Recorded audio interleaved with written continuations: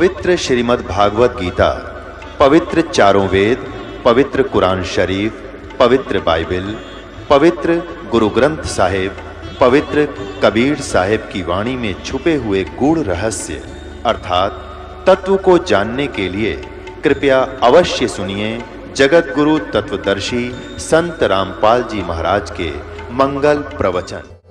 महाराज जी बोले भाई भगवान जरूर सुने अपने बच्चों की।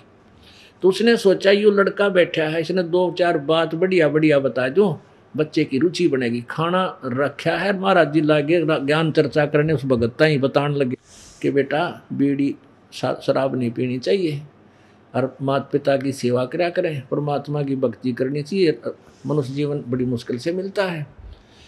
तो लड़का था निकम्मा, ने बोला बाबा जी रोटी खा जल्दी, मैंने देर हो है, शिक्षा देने की जरूरत नहीं।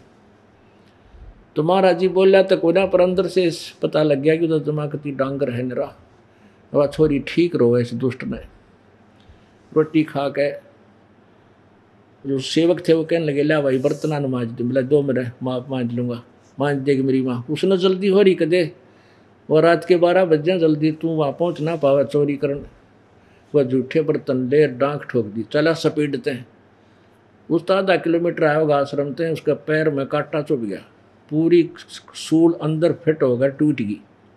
परमात्मा का अच्छा काम थोड़ा ही करेगा तो अब इतनी लंबी कीकर की बबूल की, वह कांटा फिट हो गया अंदर, पैर टेके ना और टूट गया अंदर। अब पैर टेक तो दर्द हो रोए, एक टांग का नुकुआ एडी न टेका, कुआ पंजे न टेकर सहज सहज वो घर पर पहुंच गया। 1 घंटा लग गया। अब पता लग गया तू जा भी नहीं सकता, चोरी भी नहीं कर सकता, ना भाग दौड़ सकता। घर पहुंचा तो जाते ही वो बर्तन मारे पटक के माँ की चारपाई दो रहे। अनु बोला ई पाछे भेजिए, मैंने तेरे महाराज दो रहे, आज गया था तेरे सत्संग में, 100 बढ़ाई कराया करती, वहाँ जान तो सुख हो है नो हो जाए। और देख मेरा आज कांटा लग गया, और जिंदगी में ना तो न जान दूर ना मैं जाऊँ, इसे गंदे आदमी दो रहे। अब मान और चिंता होगी है, भगवान देख किसी कर्म फूटे मेरे, ये मालिक आज इसका कांटा लगना था निकम्मे का, अभी इतना दुष्ट है ना आप जानना मन न जान दे। चलो जैसा भी अपनी किस्मत को कोसती हुई उठी, जैसा भी ट्रीटमेंट गामा में होया करता, सरसों के तेल की एक गाय होया करती, वो बांध दी, सुबह नरम होया पाओगा कांटा निकाल देंगे। तो सुबह वो कांटा निकाल दिया, और वो माँ तो मुँह तो नहीं बोला, नो मुँह कर रहा, काली मान रहा कि लाखों रुपये गए उसके। तो क्या हुआ कि उसके साथियों ने बाट देखी, 12 साढ़े 12 थी, वो चले गए चोरी करने राजा के महल में। राजा का महल ऐसा सुनना ही था, उन बेवकूफ़ा की करड़ाई आ रही थी। वह जाते ही पकड़ लिए। तो वहाँ मंत्रियों ने सलाह दी कि राजन ये इतने खूंखार अपराधी हैं कि राजा को भी ना बख्शा तो आम समाज को ये क्या समझेंगे, इनको भयंकर सजा देनी चाहिए। राजा ने कह दिया इनको कल शाम को 4 बजे सूली तोड़ दो चारों को, और सूली तोड़ने से पहले नगर के चारों तरफ, गांव नगर के अंदर एक नगर था, वो गांव नहीं शहर था, शहर से थोड़ी दूरी पर वो आश्रम था। तो शहर के नगर के अंदर से गलियों में से उनके काले मुंह करके और आगे पट्टी लगा देते थे और लिख देते थे कि ये इसने ऐसा राजा के घर पर चोरी करने की चेष्टा की, इनको आज शाम को 4 बजे सूली तोड़ा जाएगा, ताकि और लोगों का भी डर हो, इसलिए उनको गांव में घुमाया करते गलियों में। और एक विशेष बैंड आगे बजता हुआ चलता था, तो सबको पता होता था कि आज किसी की साथ आई है, ये बाजा बाज रहा है। ऐसा जो बाजा बजा है तो किसी की सजा है। और सभी लोग गलियों में खड़े होकर अपने घरों के गेट का आगे देखा करते और किसको के सजा होगी। तो दोनों माँ बेटा अपने गेट के बाहर आकर खड़े हो गए। उधर से जब वो आए, उनका लठ मारे सिपाही, पुलिस सेना राजा के सिपाही कि बोलो अपना दोष बताओ। वो यूँ कहें कि हम चोर हैं, राजा के महल पर रात में चोरी करने गए थे, भाई हमसे गलती होगी, साहब आप कोई ना करियो, आज हम शाम को 4 बजे सूली तोड़े जावांगे। वो यूँ अपने ये नारा दे रखा है, उनको कैसे बोलते चलो। अब जब वो बच्चे वो जाली आगे न करता आगे न, वो बैंड बाजता जालिया सजा वाला, और उस बच्चे ने पहचान दिए तो तेरे मित्र हैं भाई हुए, तो उसकी घीघी बंध गई। अब सारी बात याद आ गई, जय काल मेरा यूं काटा ना लगता तो आज मैं भी सूड़ी टूटता और मेरी माँ का क्या हाल होता। अब वो माँ याद आई उसने, अगर मैं मर जाता तो मेरी माँ की क्या दुर्गति होती, या टक्कर मार मार मरो, इसका कोई और था ही नहीं। तो जब माँ तो पहले आ ली, चलो देख कर उनका ठीक है जिसे कर्म करे भोगना चाहिए, ढेर डाने नो कह माँ तो अंदर बढ़ गई और वो आकर बुरी तरह रोने लग गया अपनी माँ की छाती का लाग के। तो माँ ने सोची बेटा क्यों रोए है, तुम्हें तेरा कांटा भी निकलवा दिया। नो बोलिए माँ बुलाओ तेरे गुरु जी का, और तेरी तपस्या काम आ गई तेरे, जब काल मेरा कांटा ना लगता तेरे गुरु जी का भोजन नहीं देने जाता माँ, और तेरा बेटा नहीं था। तो वह कहने लगी रे निकम्मे क्यों, मेरा बेटा कोई चोर थोड़ा है, कहाँ माँ तेरा बेटा चोर था, मैं चोरी करने लग गया था माँ, मैं इनके साथ जाना था रात में। तब उसने कही रे निकम्मे तो चोर भी हो गया था, हकमा कति मैं महान ही चो लिया था, राज के बाद कान पकड़ू हूँ, तेरी गेल सत्संग में चला करूँगा और नाम लूँगा। नाम लिया और कल्याण हुआ। कहते संत शरण में आने से आई टले बला, जय मस्तक में सूढ़ी हुआ काटे में टल जाए। बोलो सतगुरुदेव। ब्रह्म पिता परमात्मा पूर्ण ब्रह्म सारी सृष्टि के रचनहार कुल मालिक कबीर देव कबीर प्रभु कबीर साहब अल्लाह अकबर अल्लाह कबीर गॉड कबीर, ये वही परमात्मा है जो बनारस में एक जुलाहे की भूमिका किया करते थे, जुलाहे का काम करते थे। जुलाहे वर्ण में वो प्रसिद्ध हुए। ये वो परमात्मा है जो सब ब्रह्मांडों के रचनहार हैं, कुल के मालिक हैं, सबके पालन पोषण करने वाले, धारण पोषण करने वाले। तत्वज्ञान के अभाव से, तत्वदर्शी संत के अभाव से हमने इन अज्ञानी वेद ज्ञानहीन ऋषियों और संतों गुरुओं के जो सत्संग सुने, विचार सुने, उन्होंने हमारे अंतःकरण में सदग्रंथों के विपरीत लोक वेद भर दिया। उस लोक वेद को सभी संतों ने, जिनको हम महान संत मानते रहे और जिनको महर्षि की पदवी प्राप्त रही, जिनको हम महर्षि समझते रहे, उन सभी ने एक ही सिद्धांत बता दिया। तो पूरा मानव समाज उस अज्ञान के ऊपर दृढ़ हो गया। सभी ने एक ही बात कहा कि परमात्मा निराकार है, उसके दर्शन नहीं हो सकते, उसको देखा नहीं जा सकता, और केवल समाधि दशा में हम अपने अंदर, शरीर के अंदर, अंतःकरण में केवल प्रकाश देख सकते हैं प्रभु का, परमात्मा का हम केवल प्रकाश देख सकते हैं, देखते हैं। पुण्यात्माओं, ये विचार करने की बात है, जैसे कोई कहे कि सूर्य निराकार है, उसका हम केवल मकान के अंदर प्रकाश देख सकते हैं, किसी जंगले में का। तो क्या उस व्यक्ति के विचार स्वस्थ हैं? क्या वो व्यक्ति नशा नहीं कर रखा होगा ऐसे व्यक्ति ने? ऐसा व्यक्ति या तो ऐसी व्याख्या या तो अंधा कह सके, सुनी सुनाई किसी पे, और या कोई नशे में पड़ा हो वो बोल सकता है। कहने का भाव ये है कि या तो महामूर्ख ऐसी बातें करेगा, विद्वान पुरुष ये नहीं कह सकता कि सूर्य निराकार है, उसका प्रकाश हम देख सकते हैं।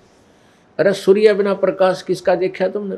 जब सूर्य निराकार है उसको तो देख नहीं सकते, और उसका प्रकाश देख लिया तो सूर्य बिना प्रकाश किसका?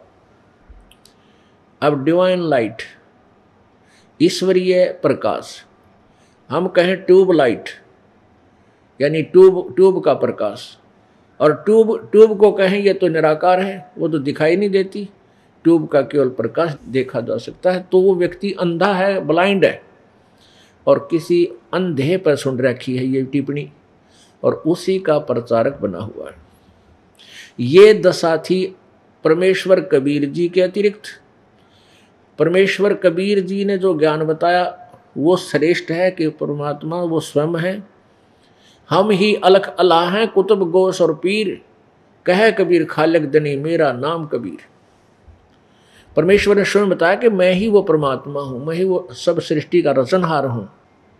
ए स्वामी सृष्टा में सृष्टि हमारे तीर, और कह गरीबदास अधर बसूं अवगत सच कबीर। मैं ऊपर रहता हूं, सबसे ऊपर सतलोक में, और मेरा नाम कबीर है।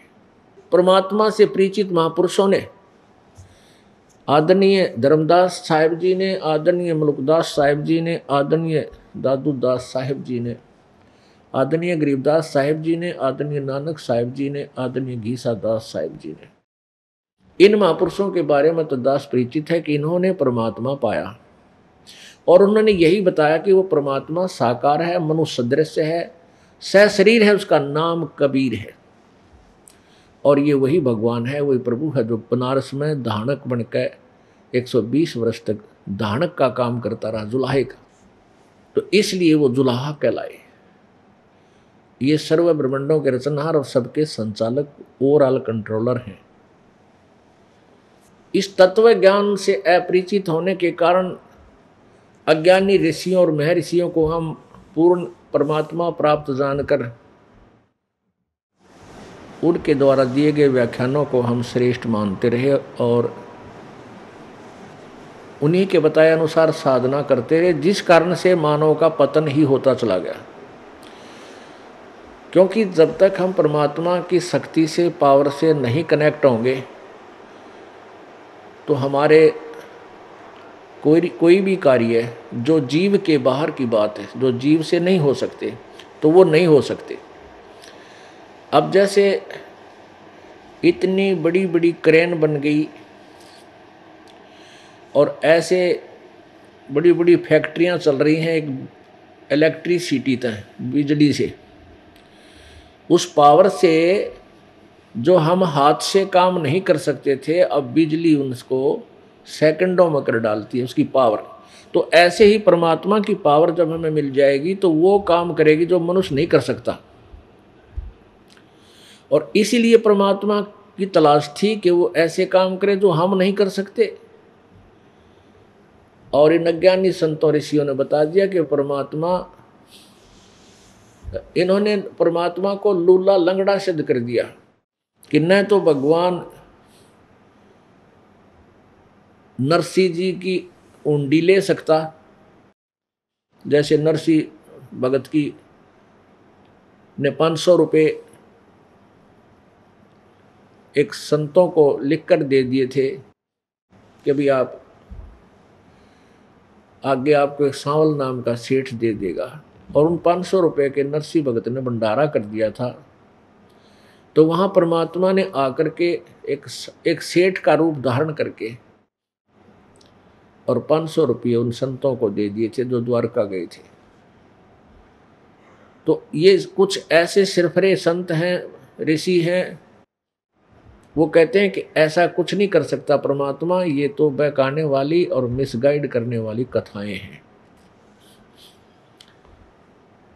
और दूसरा ये कहते हैं कि परमात्मा कोई रोग नहीं खत्म कर सकता, रोग नहीं काट सकता, और परमात्मा जो है केवल किया कर्म ही देता है। परमात्मा पाप नाश नहीं कर सकता, जैसे कल के सत्संग में आपको बताया था सुबह। और यदि परमात्मा कुछ करे नहीं सकता तो उस परमात्मा ने कौन चाहेगा, क्या उसकी इच्छा रहेगी? कौन इतने कठिन परिश्रम करेगा? जिन्होंने तपस्याएं की, सारा जीवन अपना शरीर नष्ट कर डाला प्रभु प्राप्ति के लिए। इतना कठिन प्रयत्न उसी वस्तु के लिए किया जाता है जिसकी बहुत ही अधिक महिमा हम सुनते हैं, जिसके बहुत गुण हो। एक तरफ तो ऋषि महर्षि और ये जो कल आने वाले साधक कठिन से कठिन साधनाएं कर रहे हैं प्रभु प्राप्ति की, दूसरी तरफ कहते हैं परमात्मा तो जैसा कर्म है वैसा ही देता है, उसमें कोई परिवर्तन नहीं करता। ये सिद्धांत कहाँ तक ठीक है? जब तक आप पूर्ण परमात्मा की साधना नहीं करते, अन्य देवताओं की, अन्य भगवानों की पूजाएं करते हो, तब तक तो आपको वर्क डन मिलेगा, जैसा किया वैसा ही मिलेगा।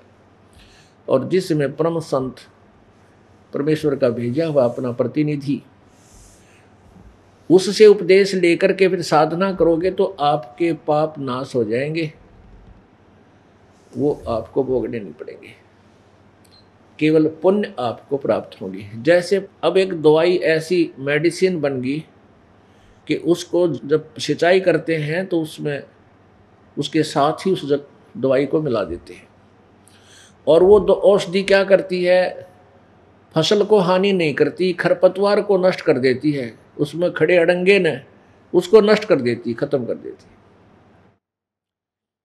जो बाधक था, फसल को खराब करता था, प्रफुल्लित नहीं होने देता था, ये औषधि का जो मटेरियल था, ये पदार्थ तो पहले था लेकिन खोज नहीं हुई थी। इसी प्रकार ये जो मंत्र है जिससे पाप कटते हैं, वो पहले ही अपने सदग्रंथों में विद्यमान था, लेकिन इन नकली ऋषि में ऋषियों ने उल्टे नाम जपवा दिए, उल्टे नाम बता दिए शास्त्र विरुद्ध, हम उनको सत्य मान कर जपते रहे, और वो वास्तविक मंत्र हमारे सदग्रंथों में विद्यमान था। कौन से सदग्रंथों में? परमेश्वर कबीर जी द्वारा दिए गए उस अपनी अमर वाणी में, सच्चिदानंद घन की वाणी में, यानी सूक्ष्म वेद में। और ब्रह्म तक की साधना का वास्तविक ज्ञान गीता जी में लिखा है कि केवल एक ओम मंत्र है, नथिंग एल्स, और कोई मंत्र नहीं। तो उसको छोड़ करके पता नहीं क्या क्या मंत्र बना दिए, ओम नमः शिवाय, ओम भागवते नमः शिवाय, गणेशाय नमः, ओम गणेशाय नमः, ओम एमे नमः, पता नहीं क्या क्या बना रखे। ये मंत्र नहीं थे। तो इस प्रकार हम अपने वास्तविक मंत्र से दूर होने के कारण परमात्मा का वास्तविक लाभ हम प्राप्त नहीं कर सके और नास्तिकता की तरफ अग्रसर हो गए। तो वो मंत्र हम अपने किए हुए कर्म का फल जैसा अच्छा या बुरा है दोनों भोगते हैं, ये अटल सिद्धांत है। और ये कब तक है? जब तक हम परमेश्वर पूर्ण ब्रह्म की साधना शास्त्र अनुकूल विधिवत परम संत जो अधिकारी उससे लेकर नहीं करते हैं, तब तक तो ये विधान नौकानु रहेगा, इसमें कोई परिवर्तन नहीं हो सकता। ना ब्रह्म कर सकता, ना परब्रह्म कर सकता, ना ब्रह्मा विष्णु महेश उसमें कोई चेंज नहीं कर सकते। केवल परम अक्षर ब्रह्म पूर्ण परमात्मा सत्य पुरुष यही कर सकते हैं। तो इस प्रकार अभी तक हम जो साधना करते थे और जो ज्ञान हमें प्राप्त था वो लोक वेद था। परमेश्वर कहते हैं पीछे लग गया जाऊं था मैं लोक वेद के साथ, रस्ते में सतगुरु मिले भाई दीपक दे दिया हाथ। लोक वेद होता है सुना सुनाया ज्ञान अक्षेत्र में, किसी एक अक्षेत्र में। जैसे किसी क्षेत्र में दुर्गा की पूजा चल रही है, किसी क्षेत्र में गणेश की पूजा है, और कहीं पर कोई भैरव की पूजा है, कितना हनुमान जी की पूजा में पूरा घाटा जोड़ रखे है, कितना श्याम जी की पूजा करे। वो अक्षेत्र वो लोक वेद के आधार से किया जा रहा है, वो वास्तविक ज्ञान नहीं है, दंत कथाएं। परमेश्वर आप पे आरती, आप पे साजे, आप पे किंगर, आप पे बाजे, आप पे ताल झां जनकारा, आप नचे आप देखनारा, कह कबीर ऐसी आरती गाऊं, आपा मध्य आप सुनाओ। आपा तो भगत बने, आप ही एक दास बने, आप ही भगवान है, आप ही तत्वदर्शी संत का रोल किया। तो यहाँ क्या कहते हैं, अपने आप के ऊपर उदाहरण ढालकर हमें समझाना चाहते हैं बूढ़ी आत्माओं को कि पीछे लग गया जाऊं था मैं लोक वेद के साथ। लोक वेद क्या है कि ये दास पहले गीता जी का पाठ किया करता, श्री कृष्ण राम विष्णु जी शंकर भगवान जी हैं और बाबा श्याम जी और हनुमान जी इनकी पूजा करते थे। यो लोक वेद था। इस लोक वेद के साथ चले जा रहे थे हम अपने जीवन के सफर में, और रास्ते में सतगुरु मिल गए, सतगुरु तत्वदर्शी संत मिल गए। वो दीपक दे दिया हाथ, यानी ये तत्व ज्ञान रूपी टॉर्च दे दी अब भाई कित खड्डा में पड़ रहा है, रास्ता पकड़ साफ जो। तो हम इस तत्व ज्ञान रूपी दीपक की रोशनी में अब हम सही रास्ते चल रहे हैं, उबड़ खाबड़ रास्तों में ठोकर नहीं खा रहे। तो परमेश्वर कहते हैं पीछे लग गया जाऊं था मैं लोक वेद के साथ, और रास्ते में सतगुरु मिल गए, वह दीपक दे दिया हाथ। अब हाथ में दीपक है यानी अंधेरे में टॉर्च है, और फिर कुआं में पड़े तो उसका क्या करे भाई। अब आपको ज्ञान भी दे दिया, आपको बता भी दिया इस साधना से यह हानि है, फिर भी तुम वही साधना करोगे तो वही बात आएगी कि कर दीपक कुआं पड़े, फिर क्या की कुशलात। हाथ में टॉर्च ले रहा है फिर कुएं में पड़ने लग रहा नालायक, फिर तो भांग भी रखी है तूने, अभी उतरी नहीं है तेरी, सफर जरूर शुरू कर दिया है, उसका कोई फायदा नहीं। तो पहले तो ये अज्ञान रूपी भांग आपकी उतरे और ये सच्चा ज्ञान हृदय में समावे, फिर भक्ति प्रारंभ होती है। गीता जी अध्याय नंबर 2 के श्लोक नंबर 53 में कहा कि अर्जुन, जिसमें तेरी बुद्धि ये नाना भिन्न भिन्न प्रकार के भ्रमित करने वाले वचनों से ज्ञान से हटकर एक तत्व ज्ञान पर, एक परमात्मा पर स्थिर हो जाएगी, तब तो तू योग को प्राप्त होगा, अर्थात तब तो तू भगत बनेगा, तब तो तू भक्ति के योग्य होगा। जब तेरी भक्ति प्रारंभ होगी, स्टार्ट होगी, ना तू इंटलेट हुआ है। तो पुण्यात्माओं, ये दास चाहता है कि आपको इतना दृढ़ कर दूं कि ब्रह्मा भी आ जा और विष्णु शिव जी आ जा अपने ज्ञान में, आप उनके छक्के छुड़ा दो, उनसे भी डगमग ना हो सको, तब हम सतलोक जा सकेंगे। ना तो कालक ने मेरे एजेंट छोड़ रखे हैं जगह जगह भ्रमित करने वाले, इससे भी क्या होगा, अपने दादा लाई पूजा ना छोड़ा करते, यानी ना जाने कितने का आ जाएंगे फिर आपको शिक्षा देने वाले। पर आपने दृढ़ रहना है, किसी की नहीं सुननी भाई, ठीक आप अपना करो हम अपने करें। तो परमात्मा बंदी छोड़ जी चारों युगों में आए, सतयुग में अपना सच्चा ज्ञान बताने के लिए आते रहे। सतयुग में सत्सुकृत नाम से, त्रेता में मुनिंदर नाम से, द्वापर में करुणामय नाम से, और कलयुग में अपने ओरिजिनल नाम, वास्तविक नाम कबीर देव। कबीर देव, कबीर साहब, अल्लाह कबीर, अल्लाह अकबर, ये प्रभु परमेश्वर का वास्तविक नाम है। और सत्य पुरुष, परम अक्षर ब्रह्म और परम अक्षर पुरुष, ये उपमात्मक नाम है। जैसे अपने देश के प्रधानमंत्री जी का शरीर का नाम तो अन्य होता है, और प्रधानमंत्री या प्राइम मिनिस्टर ये भाषा भिन्न होने से इनके पद के नाम हैं।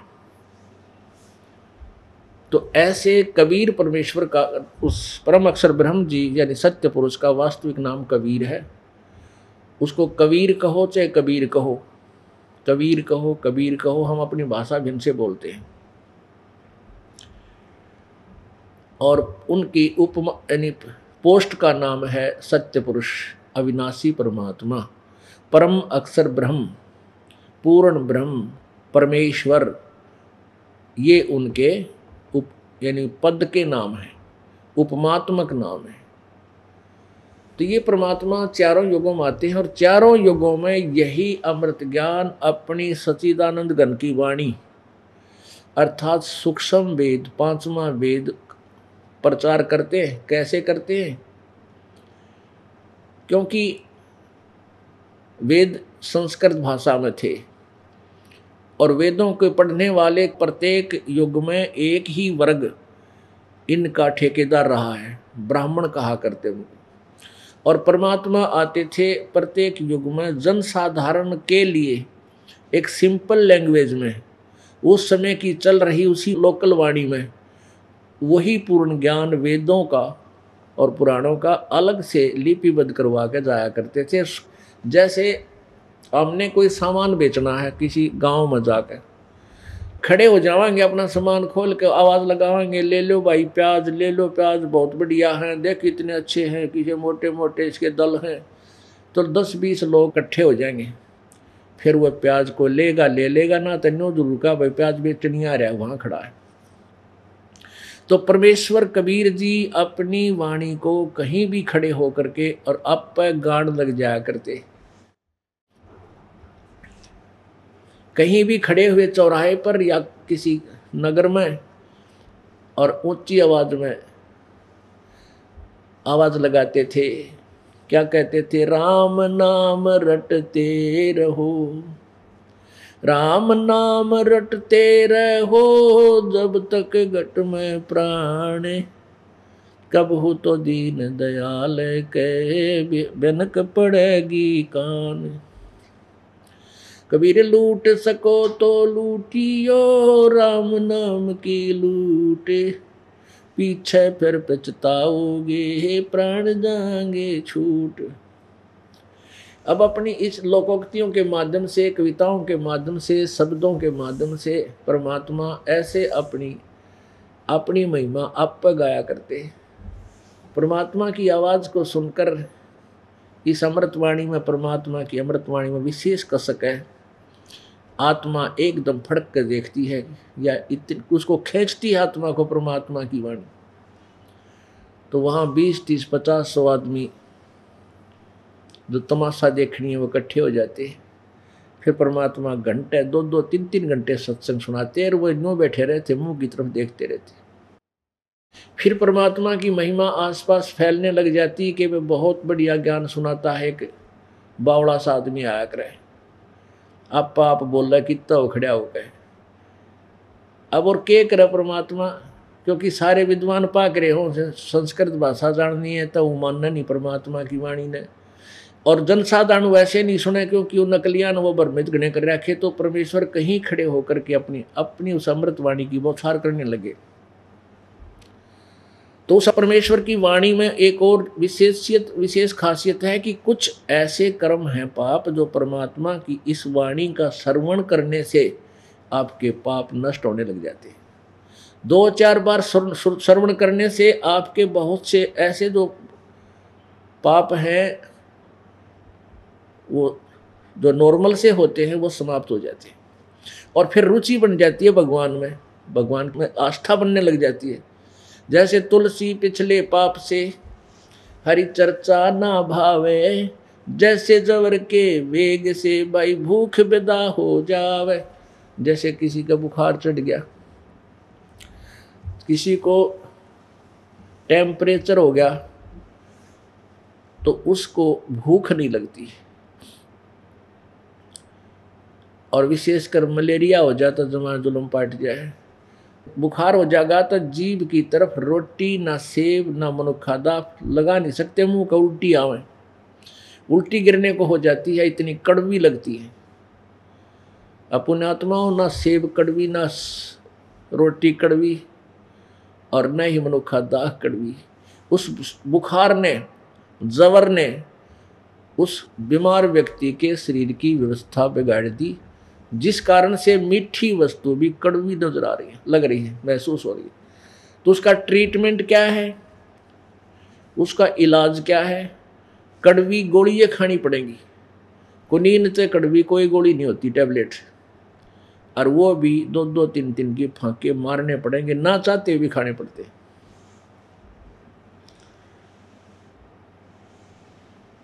पुण्यात्माओं, कुछ ऐसी टेबलेट हैं जिनके ऊपर शुगर कोटिंग होती है।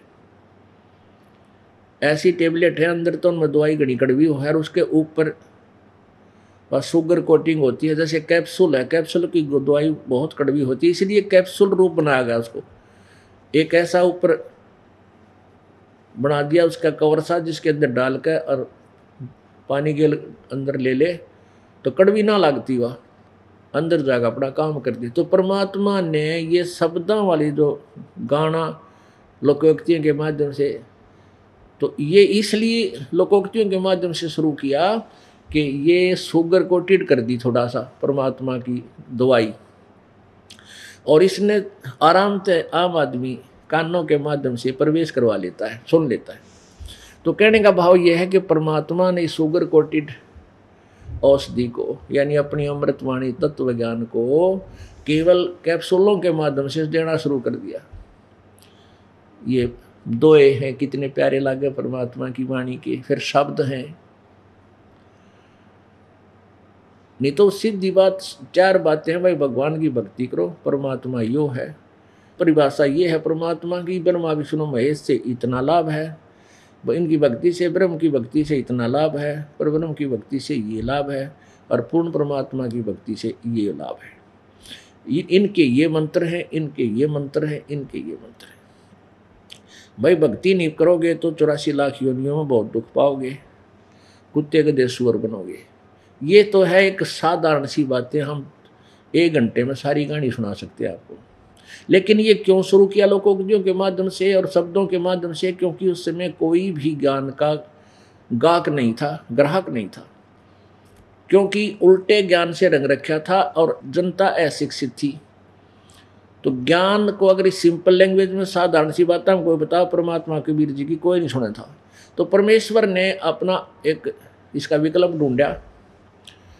कहीं भी खड़े होकर के वाणी बोलने लग जाते थे और वो मीठी लग गई थी परमात्मा की वाणी। क्योंकि हमारे अंदर एक कान जो है ना, विषय एक विकार है, जो शब्द यानी सुरीली आवाज हमने घनी पसंद है। आपने देखा होगा जैसे परमात्मा की वाणी बोलते हैं तो सबका समझ में नहीं आती, ये 2 है में के लिखा है, पर बट अच्छी लगती है कानों को। जैसे कई बार आपने देखा होगा पहले रेडियो ऑन कर लेते थे और बंगला भाषा में गाने आया करते, वो गाना तक में समझ में नहीं आता पर साज बाज प्यारा लग गया करता, वो भी 1 आध मिनट सुन लिया करते, टन टन टन, वो चाहे वो उसका अक्सर एक भी नहीं समझ में आता था। और फिल्मी गानों के ही तर्ज पे उनके ऐसे ही गाने हैं। तो ऐसे ही परमात्मा ने चाहा कि ये मैं जो दोहों के माध्यम से, कविताओं के माध्यम से बोल कर सुनाऊंगा तो ये थोड़ी बहुत देर सुन लेंगे उस बंगला वाले गाने की तरह। तो कहने का भाव ये है कि उससे भी हम उन श्रोताओं के बहुत से पाप नरम हो गए और फिर उनका बुखार उतर गया। वो शुगर कोटेड गोली खाने थे, टेबलेट खाने से जब बुखार उतर गया तो फिर वो रोटी, वही मनुखा दाग स्वादिष्ट लगने लगी। चाहे सूखी रोटी मिल जाए, जब बुखार उतर गया और बहुत चाव से खा लेता है। तो पुण्यात्माओं, ऐसे ही परमात्मा ने जगह जगह जाकर के अपने आप खड़ा होकर के कहीं कहीं एक तारा लेकर के सुनाने शुरू कर देते थे। तो क्या हुआ कि जो उनकी रेंज में आगे जिन्होंने सत्संग सुन लिए, परमात्मा के वचन सुने, उनके बुखार उतर गए, कुछ पाप नरम हो गए, फिर उनका चाव चढ़ गया उस परमात्मा की वाणी सुनने का। फिर वो ढूंढने लगे अब कहाँ सत्संग करेंगे महाराज जी। तो फिर वही व्यक्ति 100 कोस जा कर के 20 मील चल के और सत्संग सुनने लगे। ऐसे प्रत्येक युग में ऐसे आते हैं और कई लाखों की संख्या में परमात्मा की अनुयायी बन जाते हैं, क्योंकि उनकी वाणी में भी ऐसी शक्ति है कि वो पाप कटते हैं। जैसे हम ये सत्संग परमात्मा की महिमा आपको सुना रहे हैं, ये ज्ञान यज्ञ है और इस ज्ञान यज्ञ समर्थ वाणी से भी आपके बहुत से पाप नष्ट होते हैं। और फिर ऐसी रुचि बन जाती है कि आप अब देख रहे हैं कई तो प्रत्येक सत्संग में आ रहे हैं, महीने में 2-2, 3-3 बार। आपका बुखार उतर गया, आपको ये मनुष्य अब ये रोटी अच्छी लगने लगी, आप स्वस्थ हो गए। तो पुण्यात्मा, परमात्मा के ये लक्षण हैं, ये है कि वो ऐसे आता है और अपनी महिमा आप पे गा के आप सुनाता है। तंबूरे लेकर भी गाता, तंबूरे माने एक तारा लेकर भी सुनाता था। और प्रत्येक युग में ऐसे कबीर सा परमात्मा के साथ इन काल के एजेंटों ने ऐसा ही दुर्व्यवहार किया। ऐसे ही सतयुग में ये मनु जैसे और अन्य जो भी ऋषि थे, उनके उस समय परमात्मा कहते थे भगवान साकार है और मनोजीर कहते थे भगवान निराकार है, क्योंकि ब्रह्मा पर ज्ञान प्राप्त था उनको। ब्रह्मा जी को कह का पता कोई ना वेदों के बारे में। तो परमेश्वर कहते थे कि परमात्मा सभी पाप नाश कर देता है, और वो नकली ऋषि कहा करते प्रारब्ध तो भोगने से ही समाप्त होता है। कहने का भाव ये है कि परमेश्वर तो सत्य बोले, सच्ची बात कहें, शास्त्रों के अनुकूल बोले। और वो जो महर्षि पाक रहे थे, मनु जैसे, वहाँ वशिष्ठ जैसे, ये कहें कि ये जो सत सुकृत है, जैसे सतयुग में सत सुकृत जो है ये उल्टी खोपड़ी का आदमी है और सारी उल्टी बात कहता है। तो कबीर साहब को वामदेव कहने लगे। वाम उस व्यंग्यात्मक तरीके से बोलते थे कि वो आ गया वामदेव माने उल्टी खोपड़ी वाला, यानी उल्टा बोलनिया। वाम माने उल्टा, जैसे एक तो राइट हैंड, ये तो सीधा हाथ, इसको क्या करें उल्टा हाथ, बामा यानी उल्टा। और अब क्या बताते थे उनको, पहले तो सुनाते थे अपने आप को छुपा करके कि भाई परमात्मा सतलोक में रहता है, और वही दूसरा रूप बना करके यहाँ पृथ्वी लोक पर आकर के अपनी महिमा का आप पर प्रचार करता है। तो वो व्यंग करते थे ऋषि महर्षि कि तू है शायद वो 2 स्थानों पर रहने वाला वामदेव। वाम का अर्थ होता 2, वाम माने 2 हो जाना, 2। वाम शब्द 2 का प्रतीक है कि यू वामदेव, इस तरीके से भी कि तू दो रूप धारने वाला तू है वो वामदेव, वाम भगवान। कहने का भाव ये है कि कबीर परमात्मा के उस तत्व ज्ञान को जनसाधारण तक उन नकली ऋषि महर्षियों ने जान नहीं दिया। फिर भी कुछ एक पुण्यात्मा थी, उनकी शरण में आती रही, अपना कल्याण करवाएगी, बहुत कम। लेकिन कलयुग में परमेश्वर ने अब बैन उठा रखे। इस युग में चाहे पूरी पृथ्वी के प्राणी इस सत भक्ति को स्वीकार कर लेना, सबको पार कर देगा, सबको पार करेंगे। पुण्यात्मा त्रेता युग में जो परमात्मा आए तो मुनिंदर नाम था उनका।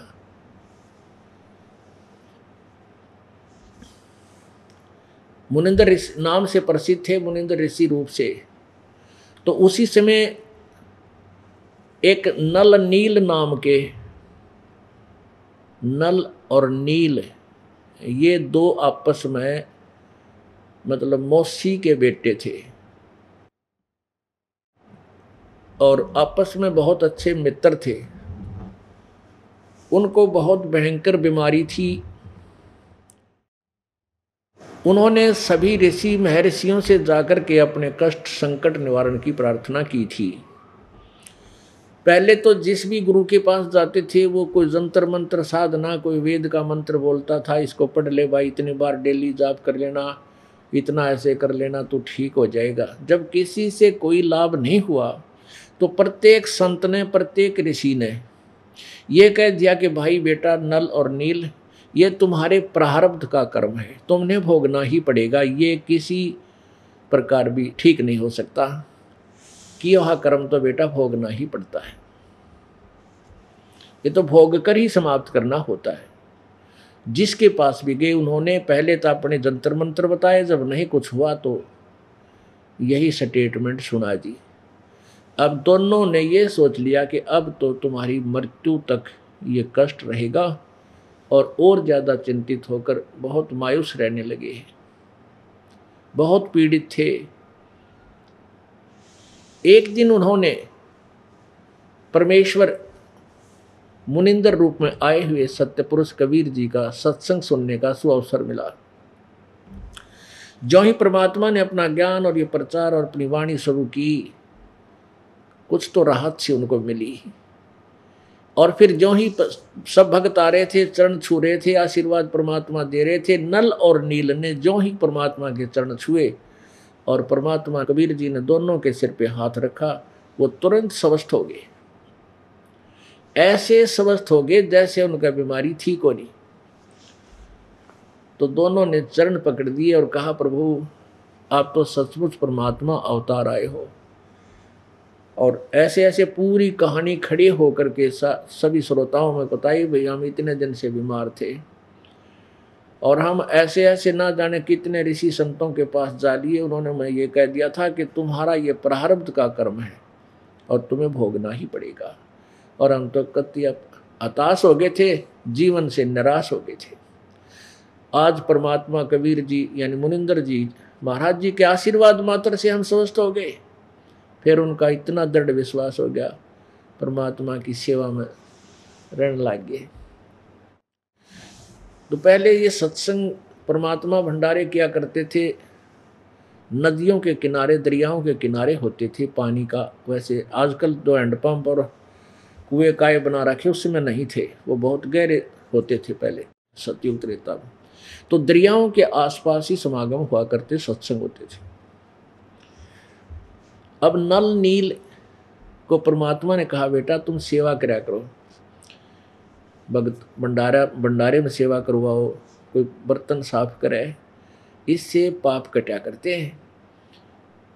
देखो हमने जन्म मरण का रोग कटवाना, जो दीर्घ रोग ब्रह्मा विष्णु महेश का भी लगा हुआ, उनका भी ना कटे, भी इस हॉस्पिटल में कटेगा तुम्हारा पक्का।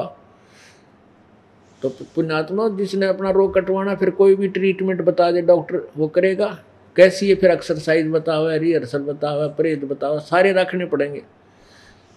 तो नल नील ने ऐसे अपनी पूरी प्रक्रिया जो गुरु जी ने बताई, सारी क्रियाएं करने लगे।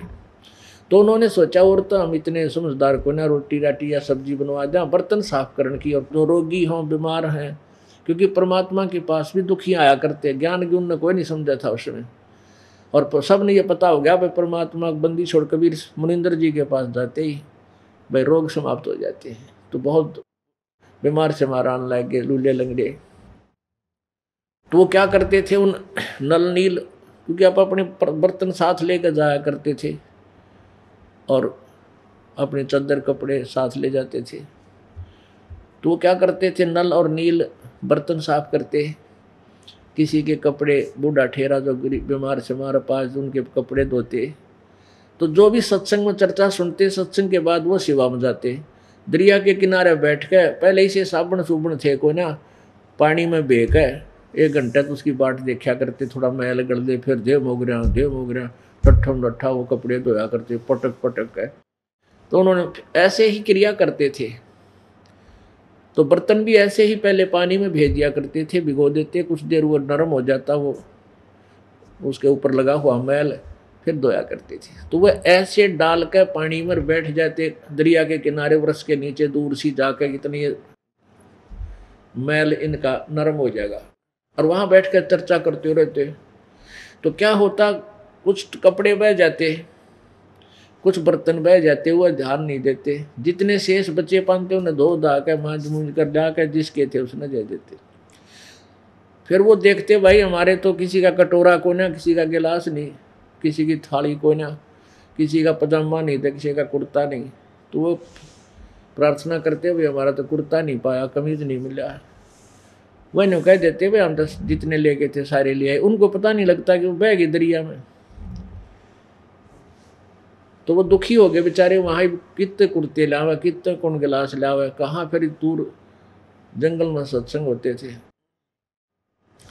कहने का भाव ये है कि उनकी शिकायत करने लगे तकरीबन सभी, गुरुदेव के सामने, मुनिंदर जी के सामने, परमेश्वर कबीर जी के सामने, कि महाराज जी ये नल नील सेवक तो बहुत अच्छे हैं, हम मना भी करते हैं तो भी सेवा करते रहते हैं, हाथ जोड़ कर हमारे से ले जाते हैं, आपके कपड़े धो देंगे, लेकिन ये ऐसे ऐसे कपड़े हमारे वहाँ पानी में बह जाते हैं, पता नहीं कहाँ गुम करके आते हैं।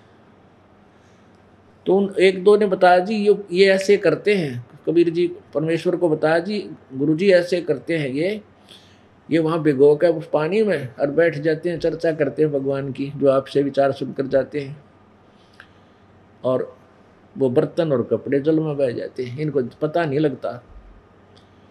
तो कबीर जी कहने लगे, बेटा तुम और सेवा कर लो, और बहुत है, और या रहने दो।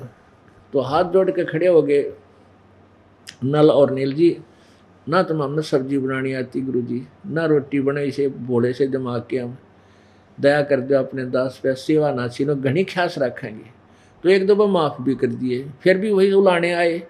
परमात्मा बोले, भाई तुम रहने दो, सेवा मत करो। फिर रोने लग जाते बेचारे, क्योंकि उनको पता था जब गुरु जी नाराज हो गए, सेवा छूट गई, तुम्हारे ऊपर बिजली फेर गिरेगी, वो फिर वो कष्ट ना शुरू हो जाए। रोने लग गए। फिर परमात्मा बोले भाई चलो कोई बात ना बेटा, कर लो सेवा, आज तुम्हें आशीर्वाद दे दिया, तुम्हारे हाथ से कोई वस्तु वाणी में नहीं डूबेगी, जल में नहीं डूबेगी, चाहे पत्थर भी क्यों ना हो। आशीर्वाद परमात्मा का वचन अटल सिद्ध हुआ। तो उनके हाथ से जो वस्तु न धर दी वही रहती थी, इधर उधर भी नहीं होती थी जब तक वो ना हाथ ला ले। कितना तेज पानी बहता रहा, वो वस्तु वहां से हली नहीं, टस से मस नहीं होती थी। अपने आत्माओं, ये तत्व ज्ञान है जो आपके समक्ष एक पूर्ण रूप से अज्ञान हटा देगा। कबीर परमात्मा जी जब त्रेता युग में आए हुए थे, एक बार श्रीलंका में चले गए। श्रीलंका में एक चंद्र विजय नाम का भाट था, और वो राजा रावण का खास वो था गवैया। यानी उन्हें पहले क्या होता था, ये साधन होते थे भाट डूम, ये राजाओं के सामने जाकर चुटकुले चटकुले सुनाते थे, कोई गाने गुणे सुनाते थे, उनकी रिक्रिएशन कराया करते थे। उनकी जो है ना आजकल दे टीवी हो गए, गाने गुणे सुन ले हैं, फिल्म देख लेते, वो उनकी अम्यूजमेंट का साधन था।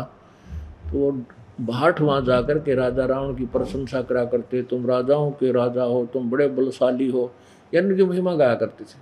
और चंद्र विजय की पत्नी वो मंदोदरी रानी के पास जाती थी और नरी बूंदी कथा सुना के, बेहुदी बातें सुना कर रानी न साया करती थी। पहले इसी साधन होया करते, इस तरह के ये होते थे। और उसके बदले में उनको वो कुछ वस्त्र दे देते, कुछ पैसे दे देते, कुछ भोजन दे देते, डाल देते, वो ले आते। इस तरह उस भाट का परिवार का गुजारा चल रहा था। 16 सदस्य थे उनके, कुछ पुत्रवधू, फिर पौत्र पुत्री, यानी सारे मिलाकर 16 सदस्य थे। एक दिन परमात्मा जब वहां गए श्रीलंका में, चंद्र विजय भाट के द्वार के थोड़ी सी दूरी पर सुबह सुबह एक वृक्ष के नीचे बैठ गए। और चंद्र विजय सुबह सुबह सैर सपट्टे को जाता था, उठकर चला बाहर, सामने महात्मा रूप में, ऋषि रूप में परमेश्वर विराजमान थे। और धार्मिक लोग सभी होते थे, सभी वर्ण के, परमात्मा को चाहने वाले होते थे, चारों वर्णों के आदमी, डरने वाले होते थे भगवान को। और ऋषि रूप में परमात्मा मानते थे कि ऋषि लोग भगवान से मिले हुए होते हैं, तो साधु संत फकीरों की बहुत आदर करते थे। तो चंद्र विजय ने जाकर के नतमस्तक हुए, चरणों में शीश रखा। परमात्मा ने पूछा, भाई कौन हो? उन्होंने बताया, जी मैं भाट हूँ, राजा रावण का खास भाट हूँ, और मैं अपनी उनको गाने गुणे सुनाता हूँ, और ये दास का अपना यहाँ मकान है। तो वो बैठ के परमात्मा ने चर्चा करी, बेटा भक्ति कराया करो, परमात्मा का नाम बजना चाहिए, मनुष्य शरीर बार बार नहीं मिलता। तो चंद्र विजय भाट कहने लगा, महाराज जी भक्ति तो हम करते हैं, भगवान विष्णु की करते हैं, भगवान शिव की करते हैं, हमारा राजा है ना रावण, ये शिव का पुजारी है, और हम भी शिव की भक्ति करते हैं। फिर परमात्मा ने वो तत्व ज्ञान शुरू किया। 1 घंटा बैठा रहा, उठा है कोई नहीं। तो उसने बहुत ही अच्छा लगा, तो कहने लगा, भगवान एक बार आपके दास का मकान है, यहाँ चलो। परमात्मा बोला, भाई पहले नाम ले, भक्ति समझ मावत चालू ना, नून ऐसे नहीं जाया करता मुझसे घर पर। तो उसने और अच्छी तरह अपने शंका समाधान करवा कर नाम ले लिया। और फिर परमात्मा उनके घर में गए, बच्चों को सबको समझाया, ज्ञान दिया, पर उस समय तो मान्य नहीं। फिर दोबारा फिर गए परमात्मा, महीने 2 महीने के बाद। तब तक चंद्र विजय ने सारी कथा सुनकर पूरे परिवार को सेट कर दिया, बेटा अब क्या गुरु जी आओ तो सारे नाम लियो। तो उसकी पत्नी ने भी, बच्चा ने भी, बेटियां ने भी, सब ने, उसकी पुत्रवधुओं ने, सब ने नाम ले लिया। 16 के 16 सदस्य भगवान के शिष्य बने। अब वो ज्ञान जो परमात्मा 1 हफ्ता रुके सबको सुनाया करते, वो चंद्र विजय की रानी जो थी कर्मवती, उसने भी ये सृष्टि रचना सारी गोट ली। अब वो जाकर के मंदोदरी रानी ने सुनाने लगी ये कथा, जो परमात्मा का सत्संग सुना करती थी। वह मंदोदरी उसकी बात न सुनर गणिया से न गए अड़ंगे तो तेसी बूंदी बोला करती, तेरे मुंह में कदे शुभ वचन मैंने सुना नहीं आज तक, क्योंकि ऐसी गंदी गंदी बातें सुना करती राजी रखन खातिर रानी ने। और अब तू इतनी सुथरी बात, ये भगवान की चर्चा कहाँ से ले आई? इस तेरे इस कुपात्र में यो इतना बढ़िया ज्ञान किसने भर दिया? क्योंकि वह अब खुली हुई थी आपस में, सारी अच्छी अच्छी मंदी बतलाती थी तो खुल गई थी। तो उसने खूब समझाया कि रानी ठीक है, जब तक मैं हमें कोई वस्तु ना थी हमारे पास तो जो भर रखा था वो बोला करती, अब वो बात मेरी बोलने जी नहीं करता। हमारे घर हमारे गुरुजी आते हैं और ये कथा वो सुनाया करते हैं। परमात्मा कहते हैं, गोता मारूं स्वर्ग में और जा बैठूं पाताले, कह कबीर ढूंढता फिरूं अपने हीरे माणिक लाले। अपने हीरे और मोतियों को, अपनी प्यारी आत्माओं को, जो अच्छी आत्माएं हैं उनको ढूंढता फिरता हूं। अब युकाल क्या करता है? पहले तो हमारे 4-5 मजहब बना दिए, एक दूसरे के शत्रु हैं। हमारा धर्म बढ़िया, उन्होंने कहा हमारा धर्म बढ़िया, उन्होंने कहा हमारा धर्म बढ़िया। वो अपनी साधना, वो अपनी दृढ़ है, कति नहीं मानना दूसरे के, शर हो जाए, लड़ पड़े। तो काल ने क्या कर रखा है कि पहले तो कलयुग में 4-5 विभाग करे हमारे मानव के। हमारे पूर्व पहले तो हम एक थे, अलग से कोई मजहब था नहीं, तो हमारे संस्कार आपस में रले मिले हैं। उन संस्कारवश आज कोई हिंदू है, अगले जन्म में मुसलमान का घर जन्म लेगा पिछले संस्कारों से, और मनमाने तीसरे जन्म में वो सिख का जन्म ले ले अगले जन्म में, और फिर सिख से फिर जाकर मनमाना की ईसाइयों का जन्म हो जाए उसका, क्योंकि वो पिछले संस्कार तो हमारे रले मिले हैं। अब इस प्रकार परमात्मा कहते हैं, कोई कितना भी पटक दिया काल ने हमारी प्यारी आत्मा जो पूर्व संस्कारी हैं, तो उनको ढूंढता फिरता हूँ। गोता मारूं स्वर्ग में जा बैठूं पाताल, कह कबीर ढूंढता फिरूं अपने हीरे मोती लाल। अब मंदोदरी ने कहा कि बहन इब कह तेरे पे गुरुजी आओ ना, मेरे पास बुला के लाना, मेरे से बात कराना उनकी। ये तो बहुत अच्छा ज्ञान है। वो एक दासी और मंदोदरी रानी और वो कर्मवती एक दासी। अब अपनी रानी को एकदम कुछ नहीं कहा जा सकता नौकर से, बड़े हिसाब से बोली, कहने लगी जो आपकी आज्ञा महारानी, अवश्य संदेशा आपका गुरुदेव को दे दूंगी, आना ना आना उनकी मर्जी, मैं उनको कंपेल नहीं कर सकती। और एक बात सुनी है गुरुजी ने हमें सत्संग में कि संत को बुलाना नहीं चाहिए, प्यासे ने कुएं के पास जाना चाहिए। और मान लीजिए मैं उनको प्रार्थना भी कर दूं और ये भी कह दूंगी जी चलिए एक बार मेरी रानी रूस जाएगी, मेरी नौकरी चली जाएगी, और वो मन मार कर आ भी गए, मेरे कहने आपको हृदय से आशीर्वाद नहीं देंगे, हृदय से आपको ज्ञान नहीं देंगे, तो आपको लाभ कुछ नहीं, और जो आपकी आज्ञा सिरोधारी है। तो मंदोदरी पुण्यात्मा थी नवली बेबे, बहन फिर ऐसी गलती मैं क्यों करूँगी, जब जिससे मैंने कुछ लेना है और वो रुष्ट हो गया और ज्ञान नहीं देगा मुझे, फिर आना ना आना मेरे लिए लाभ क्या हुआ। अब कह तेरे गुरुजी आवे, मुझे संदेशा देना, मैं तुरंत आऊँगी। ऐसा ही हुआ। और कहते हैं बुद्धिमान तो तुरंत समझ जाते हैं, पुण्यात्मा जो पहले की होती हैं पिछले संस्कार, वो ज़्यादा देर नहीं लगा करते, अग्रम अग्रम नहीं करते, वो तुरंत स्वीकार कर लेते। अब कुछ तो उस चंद्र विजय की पत्नी ने मंदोदरी को ज्ञान सुना सुना के कति नॉर्मल कर रखा था, फिर परमात्मा के मुख से सुनकर तो तुरंत मान गई, उपदेश ले लिया। अब रावण का छोटा भाई था विभीषण, फिर मंदोदरी ने अपने देवर विभीषण से कहा कि ऐसे ऐसे गुरुजी आते हैं इन चंद्र विजय के घर पे और बहुत ही अच्छा ज्ञान सुनाते हैं, और मैंने तो उनका उपदेश ले लिया। तो विभीषण भी बहुत अच्छी आत्मा था, उसने कहा फिर आपने मुझे पीछे क्यों छोड़ दिया, मैं भी उपदेश लूँगा। अगली बार परमात्मा आए तो विभीषण ने भी मालिक का ज्ञान सुना, क्यों मंदोदरी ने उनको पहले ज्ञान से रंग दिया, सुना सुना के फिर विभीषण ने भी उपदेश ले दिया। कुछ दिनों के बाद रावण ने एक कुबद भाई सीता उठा ली। सीता उठाने से और उसके साथ अवैध संबंध करने का भरसक प्रयत्न किया रावण ने, परंतु परमात्मा की कृपा से और सीता जी के दृढ़ प्रतिज्ञा से वो सफल नहीं हो पाया दुष्ट आत्मा। लेकिन मंदोदरी को पता चलता था कि रावण ऐसी गलतियां करने की चेष्टा कर रहा है तो वो घनी दुखी होगी। उसने अपने गुरुदेव से कहा, गुरुदेव मेरे जो पति हैं वो किसी और औरत के चक्कर में पड़ गए और वह बाग में रख रखी है। परमात्मा बोले, बेटी यह आम औरत नहीं है, ये समझो ये लक्ष्मी का अवतार है, और जिसकी यह पत्नी है वो विष्णु अवतार है। तेरे पति ने कह दे हाथ जोड़ के और पैर पकड़ ले और इसको वापस दे आवे, इसकी खैर है, नहीं तो वे थारा कुल नाश हो जाएगा। अब मंदोदरी तो अपने गुरुदेव के वचन को फाइनल मानना चाहिए। उसी दिन उसको बड़ा भय हो गया, अपने पति को गढ़ा समझाया कि आप यह औरत वापस दे दो, ये एक सिंपल औरत नहीं है, साधारण औरत नहीं है, ये विष्णु लक्ष्मी अवतार है और वो रामचंद्र जी दशरथ के पुत्र विष्णु अवतार है।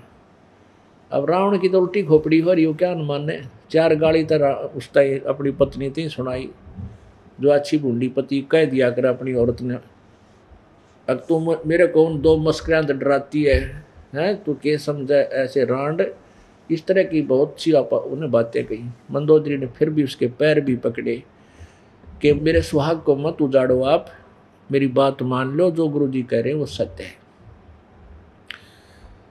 जो मैं आपको कह रही हूँ वो सत्य है। रावण ने बोला तो अपना काम करे, चल एक तरफ बैठ, एक तरफ, मैं नहीं सुनता। अब उसका तो 7वें आसमान में घूम रहा है, क्योंकि शिव जी की साधना करी, तमोगुण की सिद्धियां प्राप्त कर ली, आकाश में उड़ जाने की वरदान ले लिया।